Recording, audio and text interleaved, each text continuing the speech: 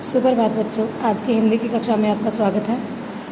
आज का हमारा विषय है पाठ 4 सांवले सपनों की याद, जिसको लिखा है जाबिर हुसैन ने। ये भी बड़े लेखक हुए हैं और इनका जन्म बिहार में हुआ था, नालंदा ज़िले में। नालंदा में एक बहुत बड़ी यूनिवर्सिटी होती थी, पहले आपने इतिहास में पढ़ा होगा। उसी ज़िले में इनका नौनही राजगीर गांव में इनका जन्म हुआ था सन 1945 में। उन्होंने इस पाठ को लिखा है और वे अंग्रेज़ी भाषा के प्राध्यापक रहे हैं। अंग्रेज़ी भाषा के बहुत अच्छे ज्ञानी थे, ये पढ़ाते थे उस वक्त। उनका उस समय की राजनीति में भी सक्रिय योगदान था। राजनीति पसंद आदमी थे, ये जुड़े हुए थे राजनीति से। सन 1977 में मुंगेर से बिहार विधानसभा के सदस्य निर्वाचित हुए थे और ये वहाँ पर मंत्री बने थे। सन 1995 में बिहार विधान परिषद के सभापति हुए थे। ये राजनीति के साथ साथ लेखन कार्य में हमेशा जुड़े रहे। इनको लिखना बहुत पसंद था, बहुत सारी इन्होंने रचनाएं लिखी, कई भाषाओं में इन्होंने लिखा। जाबिर हुसैन साहब उर्दू, अंग्रेज़ी, हिंदी, इन कई भाषाओं में इनकी रचनाएं बहुत सम्माननीय स्थान रखती हैं। उनमें से कुछ प्रमुख थी जो आगे है, डोला बीबी का मजार, अतीत का चेहरा, लोंगा, एक नदी रेत भरी, और जो ये पाठ जो हम आज पढ़ रहे हैं सांवले सपनों की याद, ये भी इनकी एक प्रसिद्ध रचना है जो आज हम पढ़ेंगे। तो आइए पाठ की ओर चलते हैं। ये मैंने कुछ जाबिर हुसैन साहब के बारे में आपको कुछ बताया, उनके जन्म से संबंधित। अगर इनकी जीवनी के बारे में बात करेंगे तो फिर इसके बारे में हम किसी और दिन बात करेंगे। आज की कक्षा में हम सिर्फ आज का ये पाठ देख लेते हैं। सांवले सपनों की याद इन्होंने कैसे लिखा था और कब लिखा था। ये बच्चों, ये जाबिर हुसैन साहब पक्षियों से बड़ा प्रेम करते थे। पक्षियों से, प्रकृति से, पेड़ पौधों से इन्हें बड़ा लगाव था। तो उसी के ऊपर इन्होंने ये लिखा था। ये इन्होंने इनकी डायरी से मिला हुआ है। डायरी में भी इन्होंने इसके बारे में रोशनी डाली है। तो प्रसिद्ध पक्षी विज्ञानी सलीम अली की मृत्यु से उत्पन्न दुख को लेखक जाबिर हुसैन ने सांवले सपनों की याद में बताया है। सुनहरे पक्षियों के पंखों पर सवार सांवले सपनों का झुंड मौत की वादी में जा रहा है। उनमें सबसे आगे सलीम अली, जो अपने कंधों पर सैलानियों की तरह बोझ उठाए अंतहीन सफ़र की ओर उन्मुख हैं। सलीम अली उस वन पक्षी की भांति विलीन हो रहे हैं जो अंतिम गीत गाकर मौत की गोद में आ गया है। इस आए पक्षी को भला कोई क्यों भगाएगा। बच्चों, यहाँ पर ये जो पक्षी शब्द आया है, यह किसके लिए प्रयोग किया गया है यहाँ पे? यह किसी पंछी के लिए नहीं है। ये जो प्रसिद्ध पक्षी विज्ञानी थे, पक्षियों के ऊपर जो रिसर्च करते थे सलीम अली साहब, ये उनकी मृत्यु के बाद उनको बोला गया है कि मृत्यु के बाद उनकी आत्मा जब उनका शरीर छोड़कर जाती है तो उनके लिए जाबिर हुसैन साहब ने ये कुछ लाइनें लिखी हैं कि एक पक्षी का रूप लेकर वो जा रहे हैं, उन्हें कोई क्यों रोकेगा। क्योंकि वो तो बहुत पक्षी प्रेमी थे, बहुत ज़्यादा वो प्रकृति से प्रेम करते थे, वो इतने अच्छे हृदय के इंसान थे, तो उनसे तो सब लोग प्यार ही करेंगे, उन्हें कोई क्यों भगाएगा। तो इसी दृष्टि के वे पहाड़, झरने, जंगलों को भी देखते हैं। वे उनके मधुर संगीत का अनुभव प्राप्त नहीं करते हैं।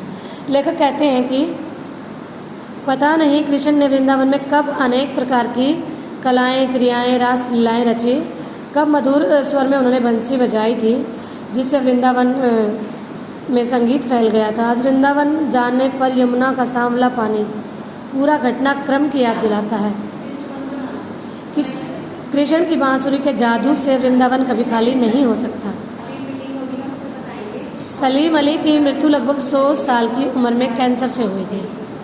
उस उम्र में भी उनके नेत्रों की ज्योति अच्छी थी। उनकी आंखें पक्षियों की हिफाजत के लिए इस उम्र में भी कटिबद्ध थी। वे प्रसिद्ध बर्ड वाचर थे, पक्षियों से बड़ा प्रेम करते थे। वे एकांत के क्षणों में प्रकृति दृश्यों में खोए रहते थे। प्रकृति की हंसती खेलती दुनिया थी जो अपने जीवन संगिनी तहमीना की मदद से उन्होंने बनाई थी। उनकी पत्नी का नाम था तहमीना। वो भी उनका साथ देती थी जब वो पक्षियों को की देखभाल करते थे, पेड़ पौधे लगाते थे, वह भी उनका हर समय साथ निभाती थी। सलीम अली पक्षी प्रेमी होने के साथ साथ पर्यावरण प्रेमी भी थे। केरल की साइलेंट वैली को रेगिस्तानी हवाओं से बचाने के लिए वे तत्कालीन प्रधानमंत्री चरण सिंह से मिले थे। उन्होंने चरण सिंह से मिलकर ये प्रार्थना करी थी कि जो ये यहाँ पर पर्यावरण को इतना नुकसान हो रहा है तो ये नहीं होना चाहिए और इसके लिए सरकार को कुछ ना कुछ अवश्य करना चाहिए। तो प्रसिद्ध अंग्रेजी साहित्यकार थे D.H. लॉरेंस। उनकी मृत्यु के बाद लोगों ने उनकी पत्नी से उनके बारे में लिखने को कहा था। तो उनकी पत्नी का नाम फ्रीडा था और उनकी पत्नी ने कहा कि मेरे पति के बारे में मुझसे ज़्यादा तो जो मेरे छत पर चिड़िया आती है, जो पक्षी आते हैं, जो गौरैया आती है, वो जानते हैं क्योंकि वो उनसे बहुत ज़्यादा प्रेम करते थे। तो ये हमारा आज का पाठ था। बचपन में सलीम अली की एयर गन से घायल गौरैया, वो खेल रहे थे एक बार जब छोटे थे, तो वो हवा में गोलियां चलाते हैं। अपनी एक टॉय गन थी उनकी, एयर गन, गौरैया को लग गई थी। घायल गौरैया ने फिर उसके बाद उन्होंने उसकी देखभाल करी और उन्हें बड़ा दुख हुआ। तो इससे उन्हें प्रेरणा मिली थी कि मैं क्यों, ये पक्षी तो किसी को कुछ कहते भी नहीं हैं और ये हर जगह जाते हैं, खुशियाँ फैलाते हैं। तो उन्हें उस घटना से वो बड़े आहत हुए थे कि मैंने इसको चोट पहुंचाई है, ये यही नहीं होना चाहिए, ये तो अपना दुख दर्द किसी को कह भी नहीं पाते हैं। तो उसके बाद उनका पक्षियों से प्रेम शुरू हो गया था और उसके बाद उन्होंने हमेशा यही किया, पक्षियों को बचाने के प्रयत्न किए। उनके लिए उन्होंने अपनी एक आत्मकथा लिखी थी, fall of a sparrow. Salim Ali ने ये अपनी आत्मकथा लिखी थी। इसमें भी उन्होंने एक चिड़िया के बारे में, पक्षियों के बारे में बड़ा प्रकाश डाला है और बड़ी सुंदर ये रचना थी उनकी। उनके इतने लंबे जीवन काल में उन्होंने अनेकों पक्षियों के लिए अनेकों कार्य किए, अनेकों उन्होंने पुस्तकें भी लिखी और तत्कालीन जब प्रधानमंत्री थे उनसे भी उन्होंने मिलकर प्रार्थना करी थी कि इसके ऊपर हमें और हमारी सरकार को ज़रूर कुछ न कुछ करना चाहिए, जिससे पक्षियों को बचाया जाना चाहिए। जो विलुप्त हमारी प्रजातियां हैं उनको बचाया जाना चाहिए। और इस प्रकार से ये आज का पाठ था हमारा। तो आप लोगों को इसे 2-3 बार पढ़ना है और इसके बारे में कल की क्लास में हम चर्चा करेंगे। तब तक के लिए देख लेते हैं एक बार। सांवले सपनों की याद पाठ का नाम है। जाबिर हुसैन साहब ने लिखा है इसको और किसकी मौत के ऊपर के बाद इन्होंने इसे लिखा था, इनके जो मित्र थे सलीम अली, उनके लिए इन्होंने लिखा था। और जाबिर हुसैन साहब का जन्म बिहार के नालंदा ज़िले में नौनही राजगीर गांव में 1945 में हुआ था और ये अंग्रेजी भाषा के प्रोफेसर थे और विधानसभा के सदस्य बनकर ये मंत्री भी बने रहे हैं अपने समय में और बिहार विधानसभा परिषद के सभापति भी एक समय में रहे थे। तो ये आज का हमारा पाठ था बच्चों। कृपया करके इसको ध्यानपूर्वक पढ़ेंगे और इसको अच्छे से समझने की कोशिश करेंगे। धन्यवाद।